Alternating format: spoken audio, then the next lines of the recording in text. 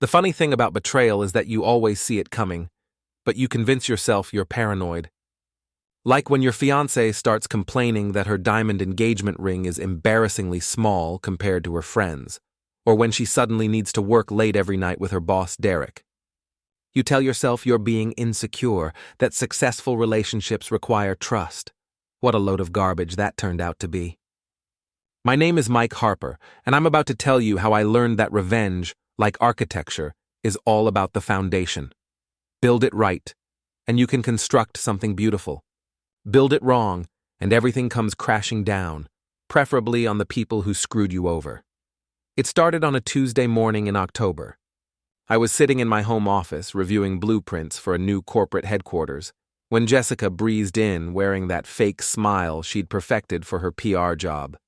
"Morning, honey," she said, not looking up from her phone. "I've been thinking about the wedding." "Good thoughts, I hope," I replied, though something in her tone made my stomach tighten. "Well, mostly, but Mike, we need to talk about my ring." I glanced at the 1-carat diamond solitaire on her finger, the ring that had cost me 3 months' salary. "What about it?" "It's just, Tara got engaged last weekend and her ring is gorgeous. 2 carats, princess cut, the works. And when I posted my engagement photos, some of the girls were asking if it was a promise ring." The pencil in my hand snapped. "A promise ring?" "I'm not saying I agree with them, but you know how people talk. Derek even mentioned it yesterday. Said he was surprised someone as successful as you would go so modest." Derek, her boss at Morrison and Associates PR. The guy who drove a Range Rover and wore suits that cost more than my monthly mortgage payment. The guy who'd been divorced twice and somehow thought that made him an expert on relationships. Derek has opinions about my ring? I kept my voice level, but inside, something cold was crystallizing. He was just being observant. He knows jewelry. His ex-wife had exquisite taste. Jessica finally looked at me, her blue eyes calculating. "Maybe we could upgrade? Just to something more appropriate for our social circle?" Our social circle. As if I'd chosen to spend my weekends at country club brunches listening to investment bankers brag about their portfolios. "Jess, that ring cost $12,000. It's a beautiful stone." "I know, and I love that you tried. But think about it from a business perspective. Image matters in both our careers. When clients see me wearing something that looks like it came from a mall kiosk. The words came out sharper than I intended. She backpedaled quickly. "I didn't mean it like that. I just think we should consider our image as a power couple. You're doing amazing work, and I'm up for a promotion. We need to look the part." I stared at her for a long moment, taking in her perfectly styled blonde hair, her designer blouse, her manicured nails drumming impatiently on my desk. When had she become this person? Or had she always been this way and I'd been too infatuated to notice? "I'll think about it," I said finally. She brightened immediately. "Really? Oh, Mike, that's wonderful. I was thinking maybe 3 carats, emerald cut. Tiffany has some gorgeous options. 3 carats. Tiffany, I did quick mental math. We were talking about $40,000 minimum for a rock. Like I said, I'll think about it." She kissed my cheek, leaving a sticky residue of lip gloss. "You're the best. I have to run. Derek's calling an early meeting about the Pemberton account." Derek again. I watched her gather her purse and coat, moving with the practiced efficiency of someone who had places to be and people to impress. "Will you be home for dinner?" I asked. "Probably late. You know how these big accounts are. Derek likes to be thorough." After she left, I sat in the silence of my office, surrounded by the blueprints and models that represented 15 years of building my architectural firm from nothing. I'd grown up in a working-class family in Revere, put myself through MIT, and clawed my way to success one project at a time. I'd thought Jessica understood that journey, respected it even. We'd met 3 years ago at a charity gala where I was presenting plans for a homeless shelter pro bono project. She'd seemed impressed by my passion for using architecture to help people. Now she was worried about what Derek thought of her ring. I picked up my phone and called my best friend Eli, who worked as my project manager. "What's up, Mike? You sound like someone pissed in your coffee." "Jess wants a bigger diamond. Apparently mine is embarrassing." Eli snorted. "Embarrassing? Dude, I've seen that rock. It's bigger than my apartment." Not according to her friend Tara. Or Derek. Derek? Her boss? Derek? The guy who looks like he gets his haircut at a yacht club? That's the one. Apparently, he's now weighing in on my engagement ring choices. That's weird, man. Why would her boss care about her ring? It was a good question. One I should have asked myself sooner. The rest of the day dragged. I tried to focus on work, but my mind kept wandering to Jessica's words. The way she'd said, Derek mentioned it, so casually, as if her boss regularly commented on her personal life. The way she'd dismissed my ring as modest and mall kiosk quality. Around 6, I decided to surprise her with dinner. Maybe we could talk through this ring situation rationally, figure out a compromise. I stopped by her favorite Italian place and picked up takeout, then drove to her office building downtown. The Morrison & Associates office was on the 15th floor of a glass tower in the financial district. I'd been there a few times for company parties, enough to know the layout. The elevator opened onto a sleek reception area with modern furniture and abstract art that probably cost more than my car. The receptionist had gone home, but I could see lights on in the back offices.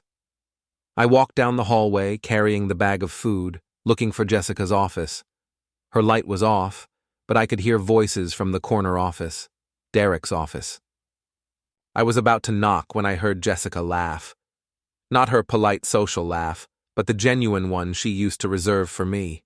I paused, my hand halfway to the door. "You're terrible," she was saying, still giggling. "I'm honest," Derek replied.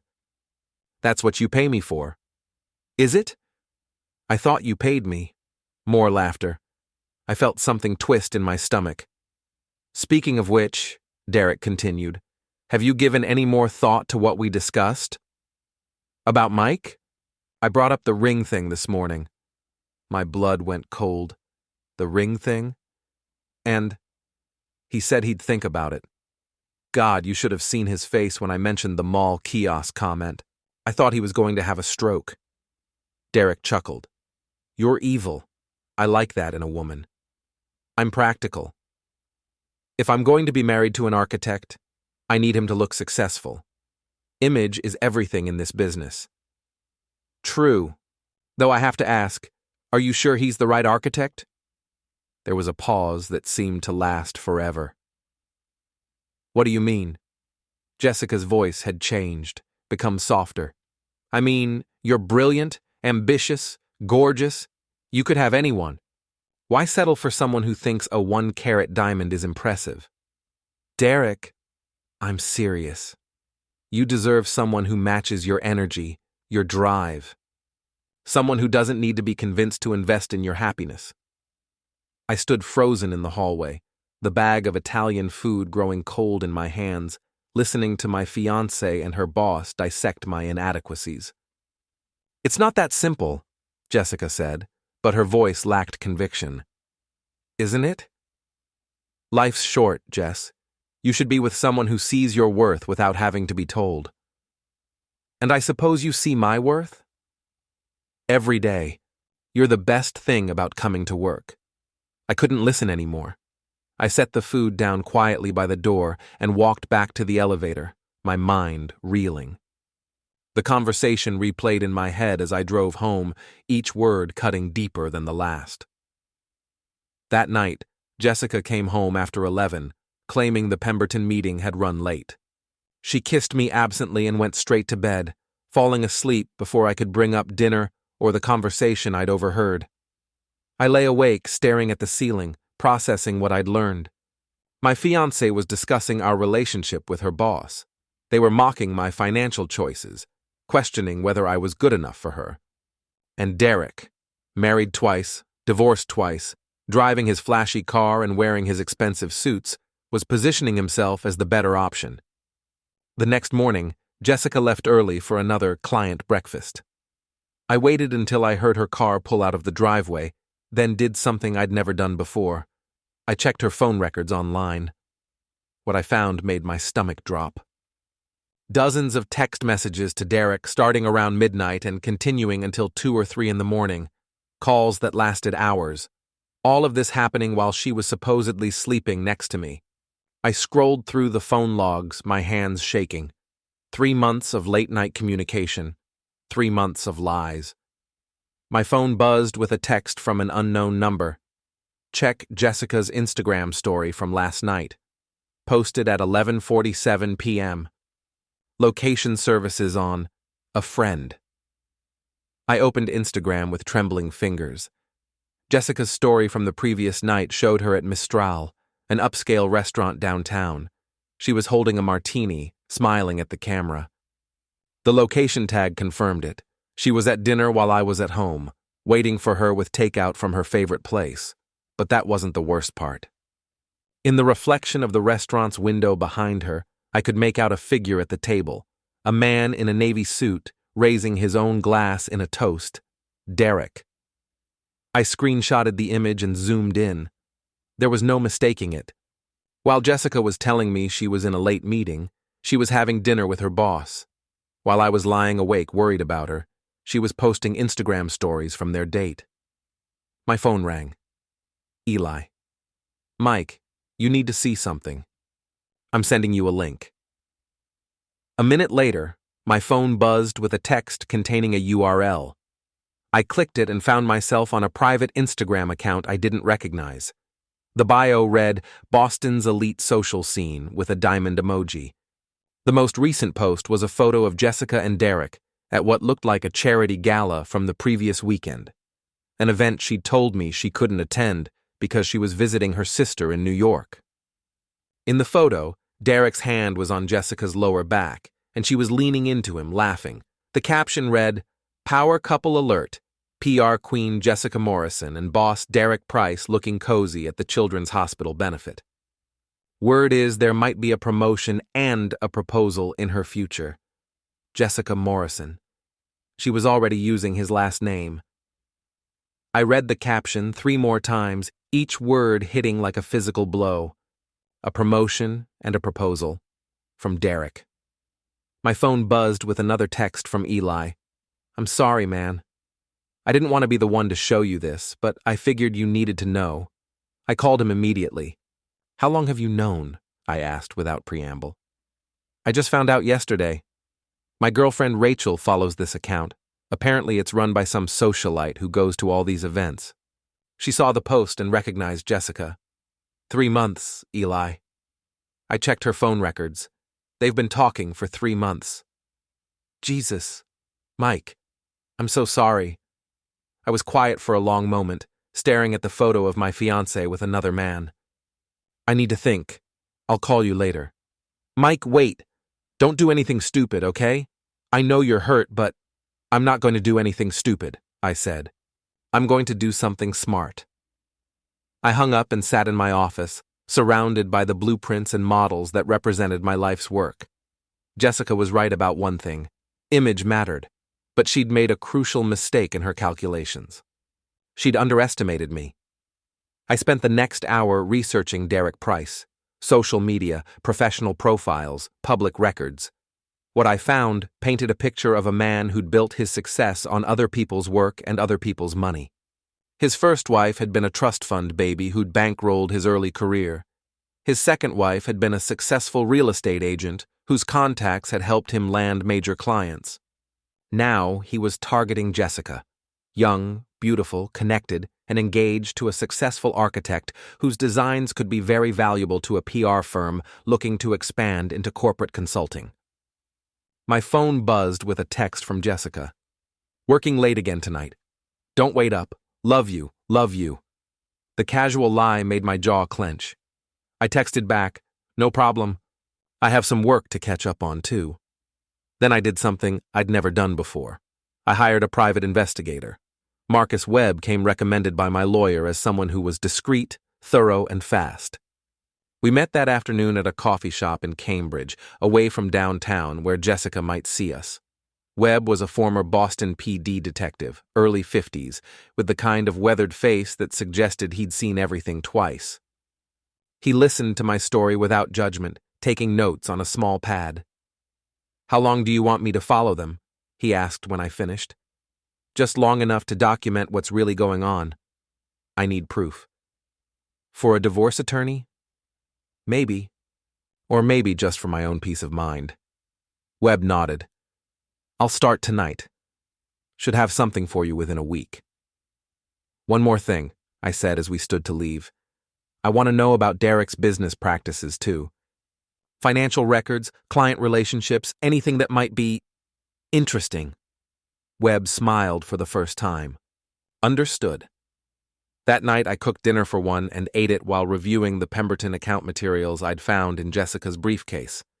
She'd left it behind in her rush to get to another late meeting, and I'd decided to educate myself about the project that was supposedly keeping her so busy.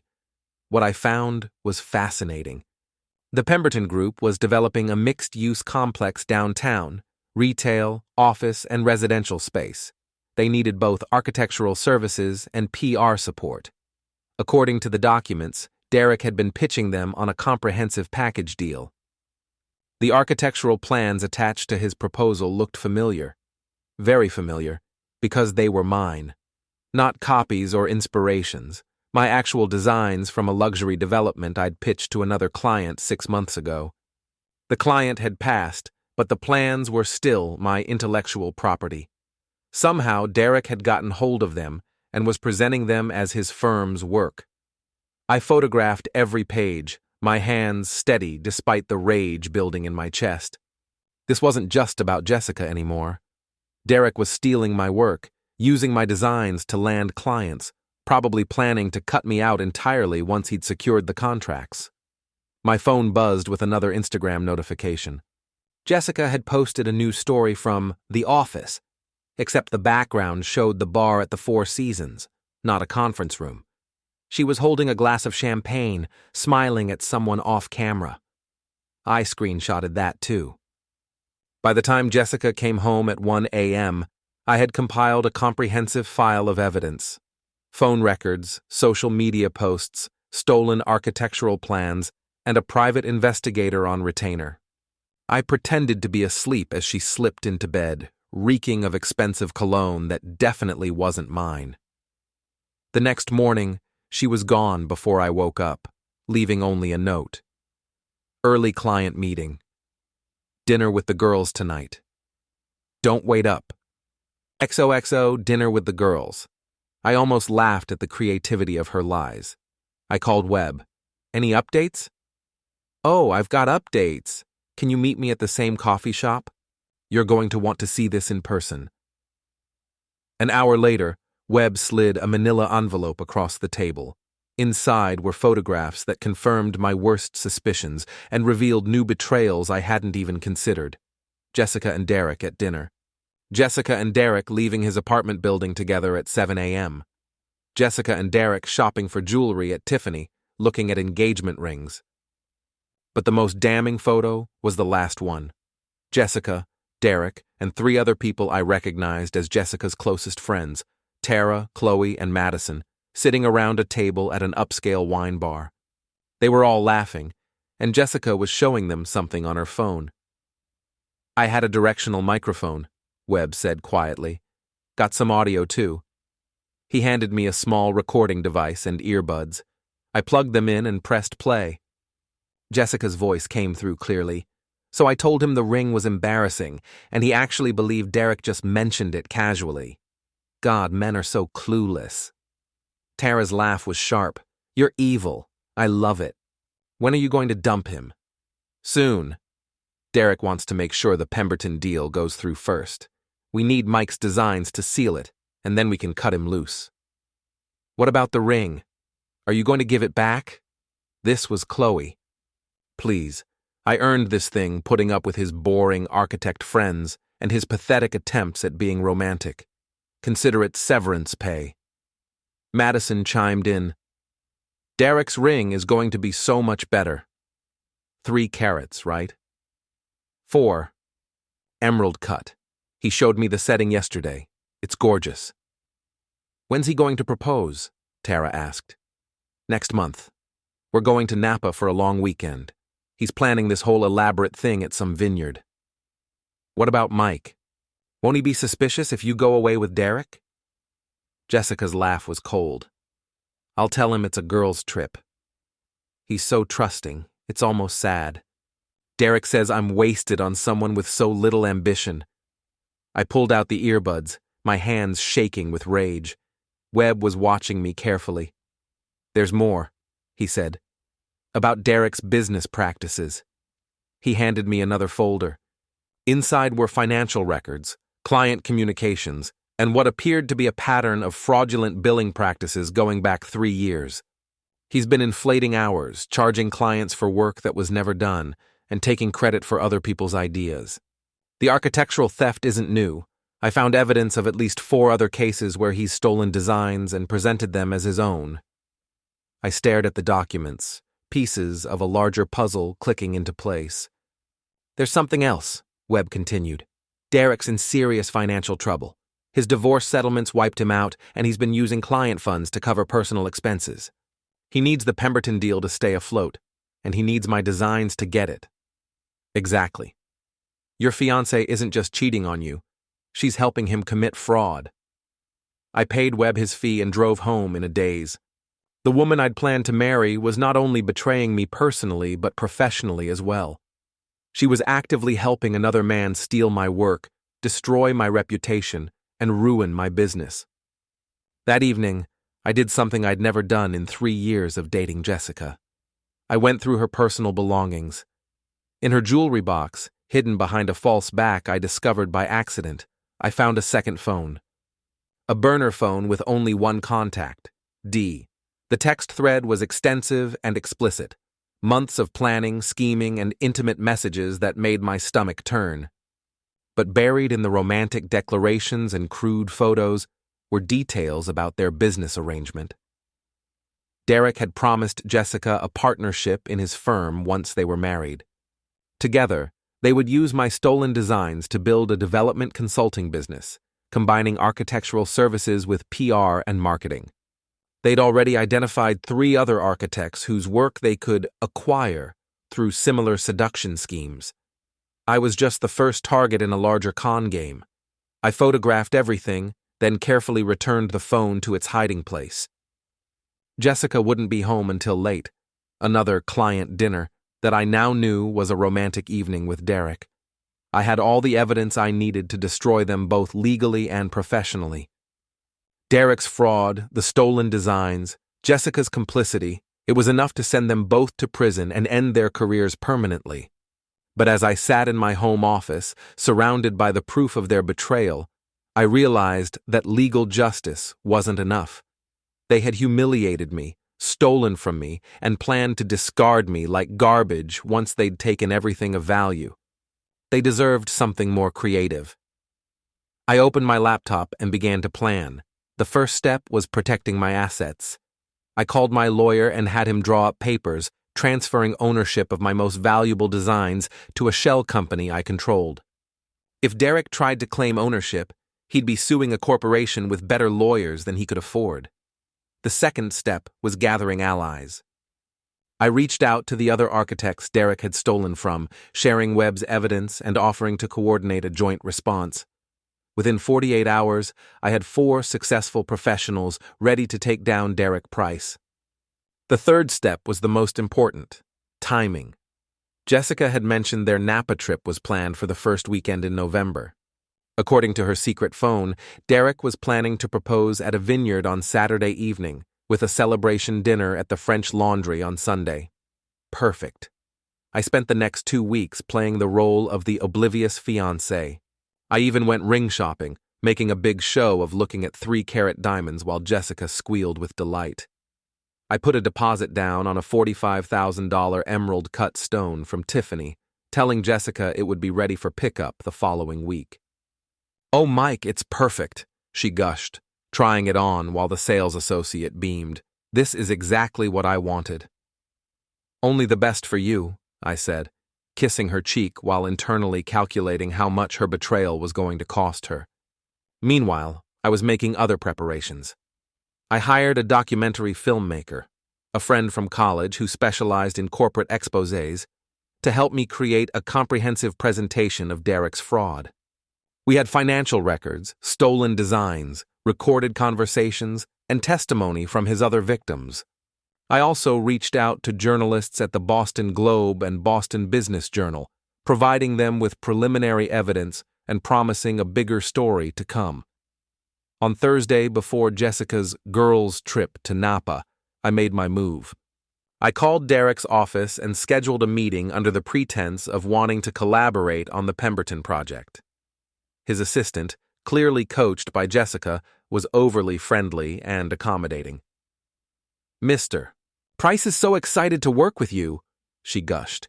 "He said such wonderful things about your designs." "I'll bet he has." The meeting was set for Friday afternoon, just hours before Derek and Jessica were supposed to leave for California. Perfect timing. I arrived at Morrison & Associates with a briefcase full of evidence and a small recording device.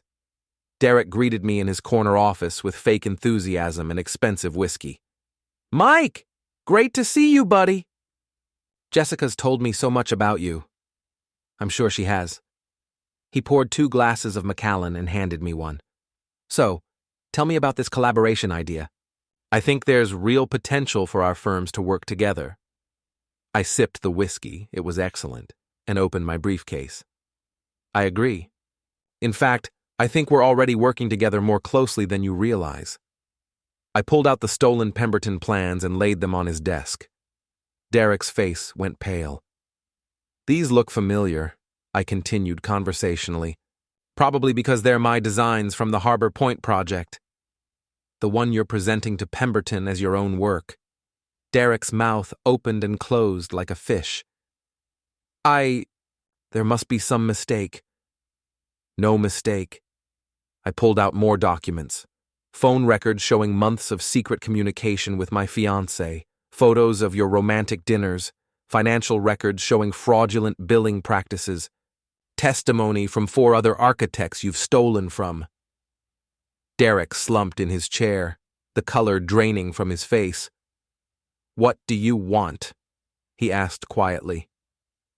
"Justice," I said, "but not the kind you're thinking." I explained my plan. Derek would confess his crimes in a recorded video statement. He would return all stolen intellectual property and pay restitution to his victims. He would resign from Morrison & Associates and accept a permanent ban from practicing in Massachusetts. And if I refuse?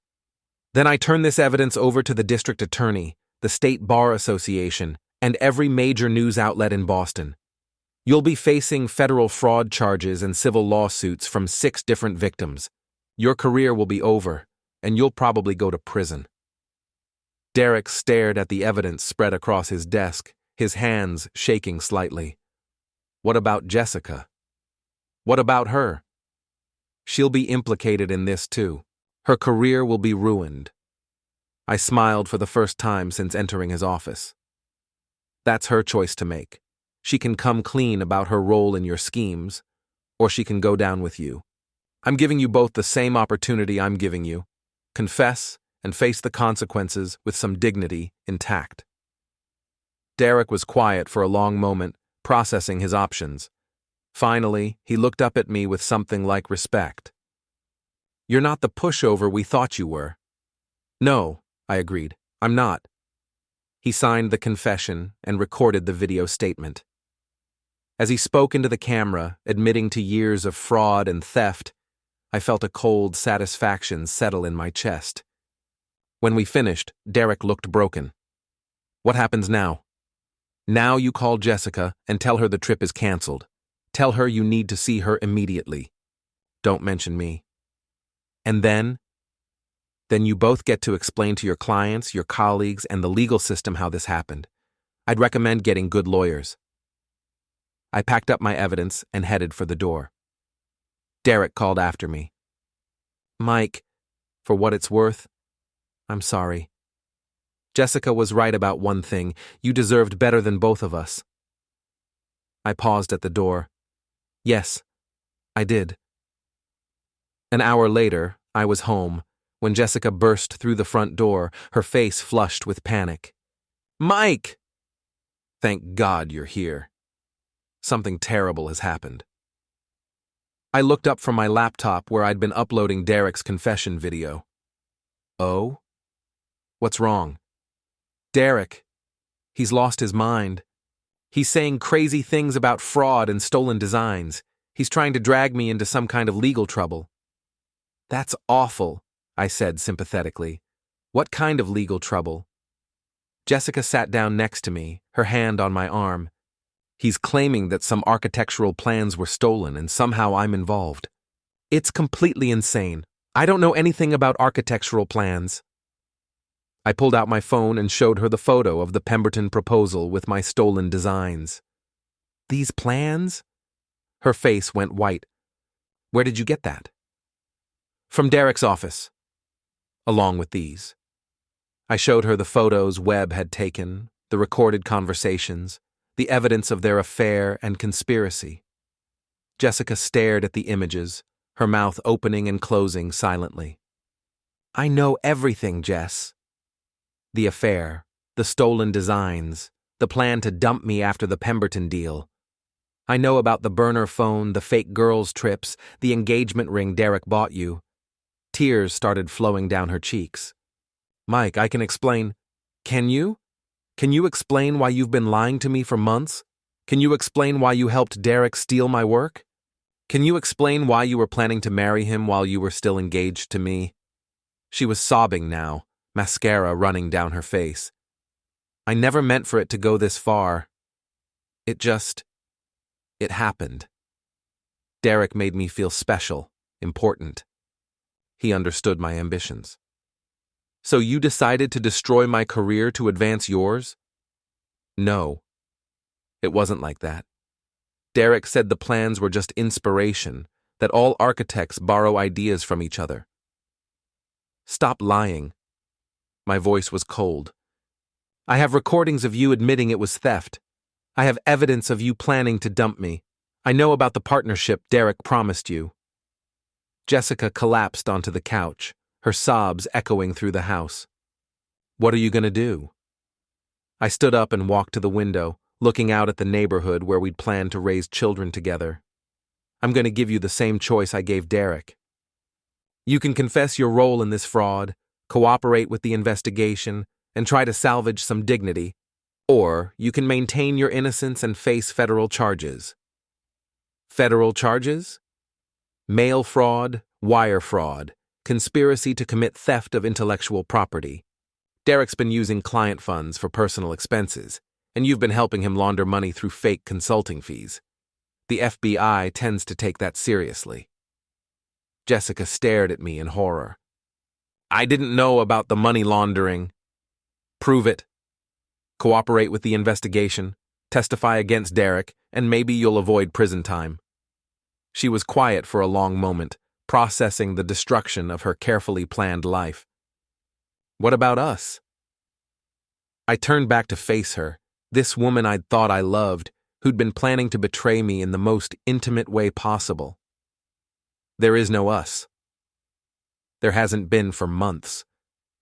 You made that choice when you decided Derek was a better option. Mike, please. I made a mistake. We can work through this. No, we can't. You didn't make a mistake. You made a series of calculated decisions to lie to me, steal from me, and humiliate me. The only mistake was mine, in trusting you. I walked to the kitchen and returned with a bottle of wine, the expensive Bordeaux we'd been saving for our wedding night. What's that for? Jessica asked. A celebration. I opened the bottle and poured 2 glasses. I'm celebrating my freedom from a relationship that was built on lies. I handed her a glass, and she took it with shaking hands. To new beginnings, I said, raising my glass. Jessica didn't respond, just stared into her wine as if it might contain answers to questions she was afraid to ask. My phone buzzed with a text from Webb. Derek just left Morrison and Associates with a box of personal belongings. Looks like he's been terminated. I showed Jessica the message. Looks like Derek's already facing consequences. The question is whether you'll face them with some dignity or try to drag this out. She drained her wine glass in one gulp. If I cooperate, what happens to me? That depends on how much you cooperate and what the prosecutors decide. But Jessica, this is going to come out either way. Derek's confession is already in the hands of the authorities. Your phone records, the evidence of the affair, the stolen designs, it's all documented. Your choice is whether to get ahead of it or get buried by it. She nodded slowly, tears still streaming down her face. I need to call a lawyer. Good idea. I'd recommend someone who specializes in federal criminal defense. Jessica stood up unsteadily and walked toward the stairs. At the bottom, she turned back to me. For what it's worth, I did love you. At the beginning. I know, I said. That's what makes this so much worse. She went upstairs to pack her things. An hour later, she was gone, leaving behind only the engagement ring on the kitchen counter and a note apologizing for everything. I picked up the ring and held it up to the light. 1 carat, flawless clarity, excellent cut. It was a beautiful stone, exactly what I'd thought she deserved when I bought it. Funny how perspectives change. The next morning, the Boston Globe ran a front-page story about fraud in the city's architectural and PR industries. Derek's confession video had been leaked to social media, where it was going viral. Morrison and Associates issued a statement distancing themselves from Derek and announcing a full internal investigation. My phone rang constantly. Reporters, clients, colleagues, friends. Everyone wanted to know about the scandal, the stolen designs, the dramatic downfall of Derek Price. Eli came by around noon with coffee and donuts. So, he said, settling into a chair in my office, how does it feel to be the guy who took down Boston's most arrogant PR executive? Satisfying, I admitted. More satisfying than I expected. What about Jessica? I shrugged. She made her choice. Now she gets to live with the consequences. Any regrets? I thought about it for a moment. Only that I trusted her for so long. The signs were all there. I just chose to ignore them. Eli nodded. What's next? Next, I rebuild. New projects, new clients, new life. Derek's confession cleared my name and returned my intellectual property. The other architects he stole from are talking about forming a consortium to go after bigger projects. There's talk of a class action lawsuit against Morrison and Associates for enabling his fraud. Sounds like you're going to come out ahead. I already have. I got rid of a cheating fiancé and a business rival in one move. Plus, I learned some valuable lessons about trust and verification. My phone buzzed with a text from an unknown number. This is Chloe, Jessica's friend. Can we meet? I have information you might want to know. I showed Eli the message. He raised an eyebrow. One of the mean girls wants to talk? Apparently. Should be interesting. I texted back. Sure. Coffee shop on Newberry Street in an hour. Chloe was waiting for me at a corner table, looking nervous and overdressed for a casual coffee meeting. She'd been one of Jessica's closest friends, part of the group that had mocked my ring and encouraged the affair. Thanks for meeting me, she said as I sat down. I wasn't sure you would. I'm curious what you have to say. She pulled out her phone and placed it on the table between us. I want to show you something. It's pretty bad. She opened a group chat called Boston Wives that included Jessica, Tara, Madison, and herself. The conversation history went back months and painted a picture of casual cruelty that made my stomach turn. Jessica had been sharing intimate details of our relationship, mocking my performance in bed, making fun of my friends and family, and plotting her exit strategy with Derek. The other women had encouraged her, offering advice on how to maximize her financial gain from the breakup. Why are you showing me this? I asked. Chloe looked ashamed. Because it's wrong. What Jessica did to you, What we all encouraged? It's not who I want to be. I scrolled through more of the conversation. Jessica had shared photos of my credit card statements, bank records, and personal documents. She'd been building a financial profile, calculating my net worth, and planning how to claim as much as possible in a breakup. There's more, Chloe said quietly. Jessica wasn't Derek's first target. He's done this before with other women. There's a whole pattern. She showed me another conversation where Jessica discussed Derek's system for identifying and seducing women who could advance his career or provide access to valuable resources.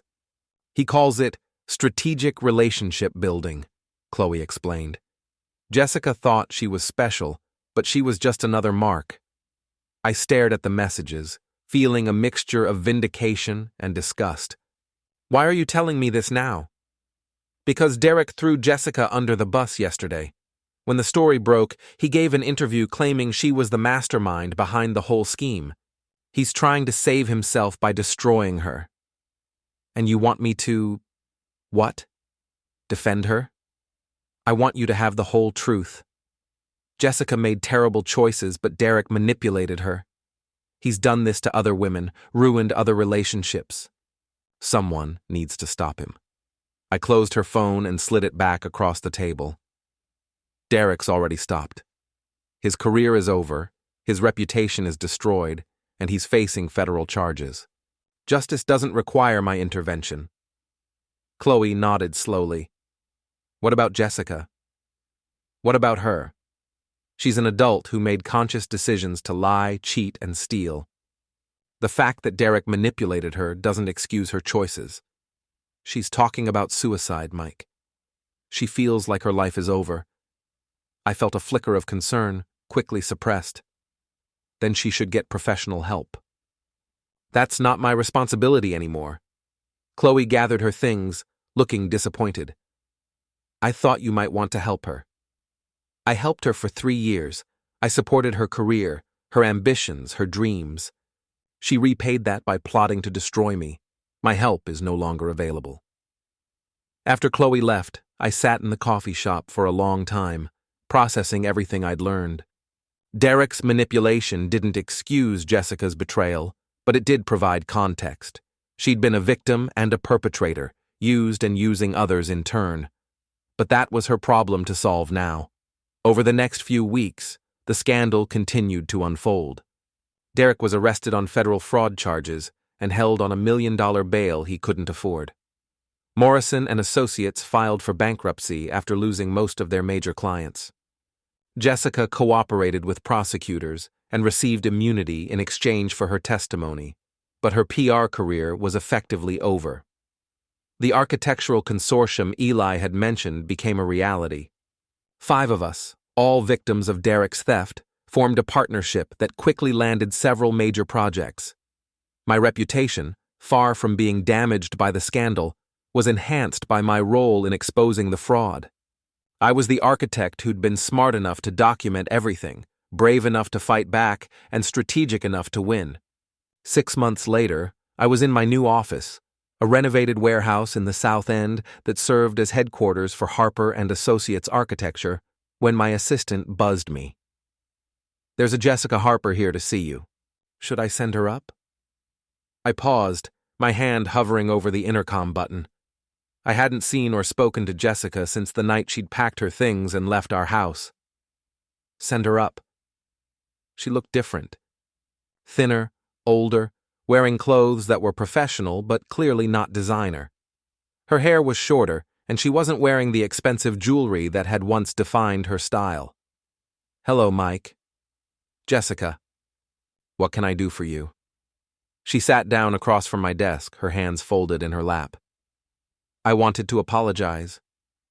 Properly apologize. Okay. I know you have no reason to forgive me or even listen to me. What I did was unforgivable.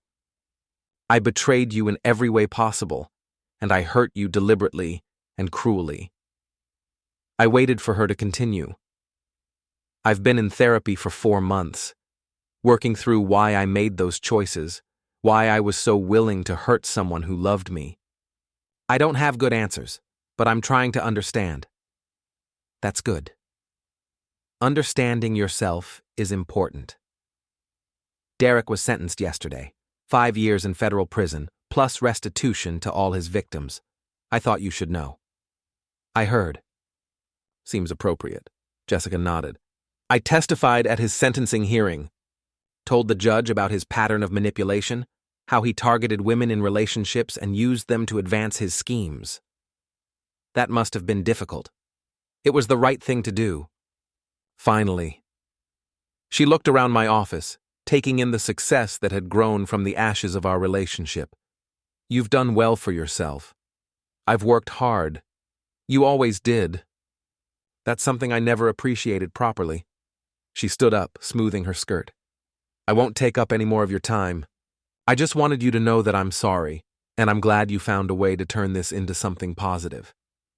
She walked to the door, then paused. For what it's worth, Derek was wrong about you. You're not lacking in ambition. You just have better character than either of us deserved.